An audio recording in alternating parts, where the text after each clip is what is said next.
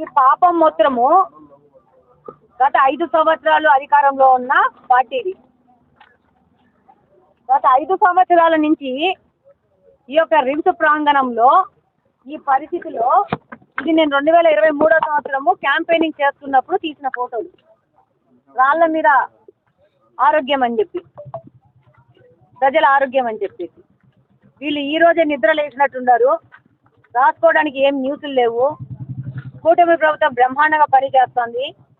Super 6 పథకాలన్నీ తీసుకొని ముందుకెళ్ళిపోతా ఉంది.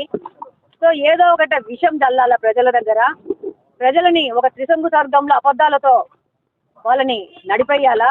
పత్రిక పెట్టుకున్నాం కాబట్టి పత్రిక పేపర్లు నల్లగా చేయాలి కాబట్టి ఏదో ఒక బొమ్మలు తీసుకొని ఏదో ఒక రాతలు రాసేసుకుంటే పని జరిగిపోతుందని చెప్పి చేసుకుంటున్నారు. వాస్తవంగా మీరు రాయాల్సింది ఇక్కడ కూటమి ప్రభుత్వం కాదు, గత 5 సంవత్సరాల నుంచి గత ప్రభుత్వం చేసిన నిర్లక్ష్యం ఫలితం ఇది.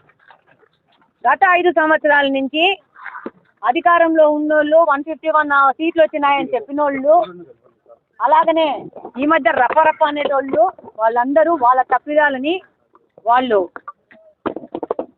వేసుకుంటా ఉన్నారు. ఇప్పుడు ఈరోజు మీరందరూ ముఖ్యంగా గమనిస్తే కూటమి ప్రభుత్వము అధికారంలో రాగానే 6 కొత్త అంబులెన్స్ను కడపకు ఇవ్వడం జరిగింది. అవి బ్రహ్మాండంగా ఇప్పుడే మీరు విజువల్స్ తీసుకున్నారు, బ్రహ్మాండంగా నడుస్తూ ఉన్నాయి. ప్రజలు ఎక్కడి నుంచి ఫోన్ చేసినా కానీ వెంటనే పరిగెత్తే పరిస్థితిలో ఆరోగ్య శాఖ హాస్పిటల్స్ పనిచేస్తూ ఉన్నాయి.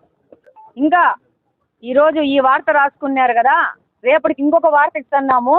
2019 సంవత్సరంలో నారా చంద్రబాబు నాయుడు గారు ఎస్సీ కులాల వాళ్ళకి స్వయం ఉపాధి కింద కేంద్ర ప్రభుత్వ నిధులతో 25 కోట్ల రూపాయలతో ఇలా ట్రాక్టర్లు, కాలువల నుంచి చెత్త తీసే మిషన్లు, ప్రొక్లైన్ లాంటివి, చెత్త ఎత్తుకునే ఆటోలు దాదాపు 25 కోట్ల రూపాయల డబ్బులు ఇస్తే వాటిని ఎలక్షన్స్ 19వ ఎలక్షన్లో మనము ఓడిపోవడంతో ఇది చంద్రబాబు నాయుడు గారు పేద ప్రజలకు ఎస్సీ వాళ్ళకి బలహీన వర్గాల వాళ్ళకి కేటాయించినారు కాబట్టి అది ఇవ్వడం ఇష్టం లేక చంద్రబాబు నాయుడు పేరు పలకాల్సి వస్తుందని చెప్పి వీటిని ఇలా నిరుపయోగంగా మహిళా ప్రాంగణంలో పడేస్తే గత పాలకులు ఇందులో ఉన్న బ్యాటరీలు సామాన్లు మొత్తం దొంగలు ఎత్తుకొని పోతే,